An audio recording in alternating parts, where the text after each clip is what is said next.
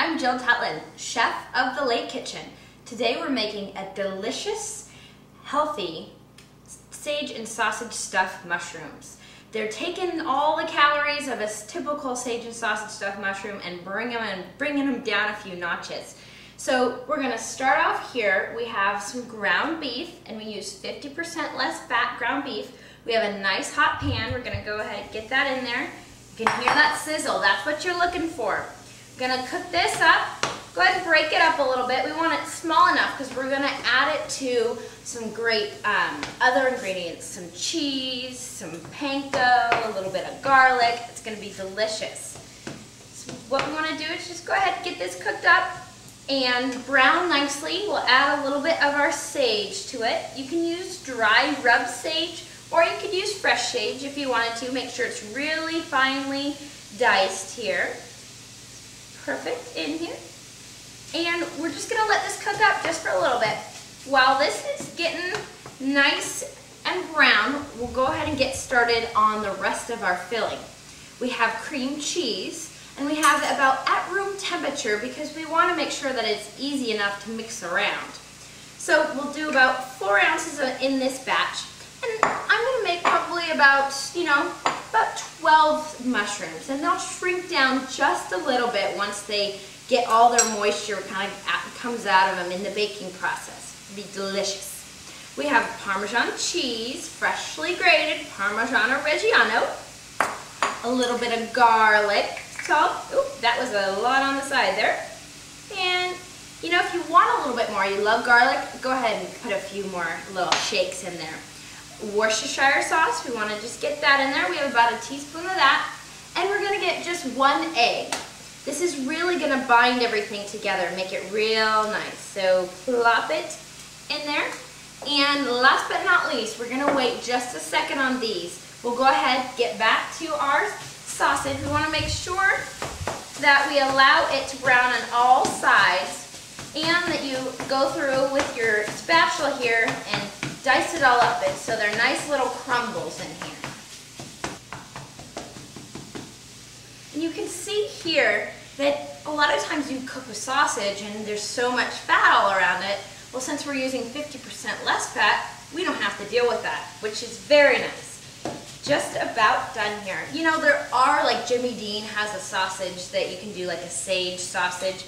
That's just fine to use too. You can go ahead and use that. Or if you wanted to kind of like bring it up a few heat levels, you can use, there's some hot sausages, things like that. That would work just fine as well. I'd stay away from any maple sausages or anything like that because this is a lot more of a savory dish rather than making it a little sweeter. That's perfect for the breakfast, not for the appetizer. Turn off our oven, and we're going to take, this is the spider. You can use a slotted spoon. This way we're really taking all of the good meat and leaving all the fat behind. Get this into our mixture, our cheese mixture. Perfect. Oh, it smells so, so good.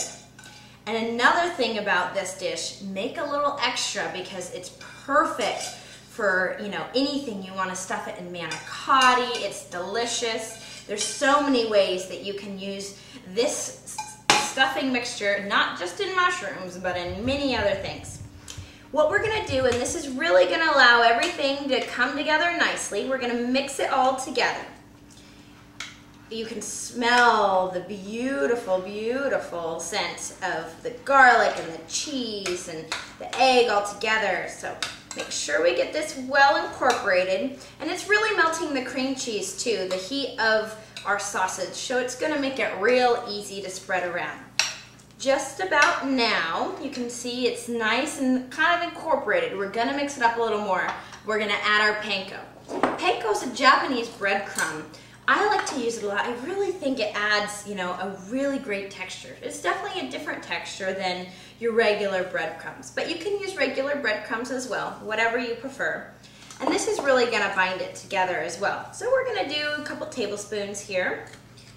Pop the top on here. And this is the last mix before we stuff our mushrooms. Want to make sure that you get it all nicely and well incorporated. You don't want to have, a big spot of breadcrumbs or a big spot of cheese. You want it all together so every bite is just gonna be perfect. Oh, so delicious. We have our mushroom caps here. And these are just your basic button mushrooms, nothing too fancy.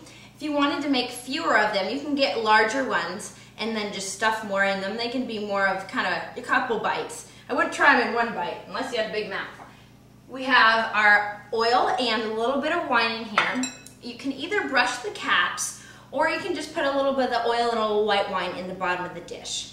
So what we're first gonna do is I've taken out a few of these. We have a few left to go. And you don't want to ever wash mushrooms. You want to make sure that they're nice and dry. They have enough moisture as they are. But what you want to do is just you can either use a mushroom brush or you can just use a paper towel and just brush off any dirt that's on there. Then with your thumb, just pop out the center. And it's that easy. Do these with the remaining.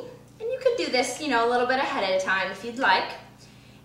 And then once we get all these out of here, I think I only have a few more to go. If there's some in here that gets kind of stuck, go ahead. You can take just, like a back of a knife or a fork here and just pop it out. Comes out no problem. Perfect. And now it's filling time. And just smush it all in there, just like so. You want it to be overflowing because you want these to be something that looks more than just, one bite, and you get a lot more of the flavor of all the stuffing rather than just a bunch of mushroom. And my sister, who hates mushrooms, loves this dish because the mushrooms just add a subtle note, surprisingly. But the filling is so delicious and tastes so good that no one even can tell that it's sitting in a mushroom. Perfect, right here. And this is so easy to do. You can do this a little bit ahead of time too if you needed to, earlier that morning or so, and then pop it in your fridge. Line these up, stuff them nice and full. And the egg, like I said, it looks a little runny right now, but the egg is really gonna bring it together, and so are the breadcrumbs. Just make it nice and topped, and it's gonna brown nicely on top as well. And when they're all finished, we'll finish it with a little sage, and they are just gonna look to die for. Last two here, and these are a great thing if you need to make a lot of appetizers. These are a great way. Look how fast this was, so easy. And we're using low fat, so people can have two of them and not feel guilty. Perfect. What we're gonna do is we're gonna take this, we're gonna pop it in our oven, get them all nice browned up, and juicy, and then we'll plate them and they'll be ready to go right when my friends come over. Our mushrooms are just about done. We'll go ahead and pull them out here. They've browned perfectly on top. You can see there's a little bit more of the liquid in the bottom. That's just a little bit of the liquid coming out of the mushrooms. Don't be afraid of it. And what we're gonna do is we're gonna take our tongs here because we don't want that excess juice. These are gonna just pop right out, and I like to put them on just a little platter like this. And this recipe here, you can go ahead and make 12, 24, you can even make, 48, and it's real easy to do. So we baked these for about 25 minutes at 375, and they come out nice and golden brown on top and cooked through in the middle, just the perfect bite size. Put all of these on here, and then we're gonna finish off. We're gonna get a little bit, we'll do one more on this platter. We'll save those for our other platters. We're gonna finish it off just to make it look real nice and a little bit of topping. We have a freshly grated Parmigiano Reggiano. Just, oh, there goes even a bit. And we'll just go and just a little bit over the top. Adds a nice little flair to it. Perfect. And finish it off with nice bits of sage, just right on top. Little bit of different color, just beautiful. And we have sage and sausage stuffed mushrooms. We got them healthier, and they're so simple and easy to do. So join me next time. I'm Jill Tutland from the Lake Kitchen.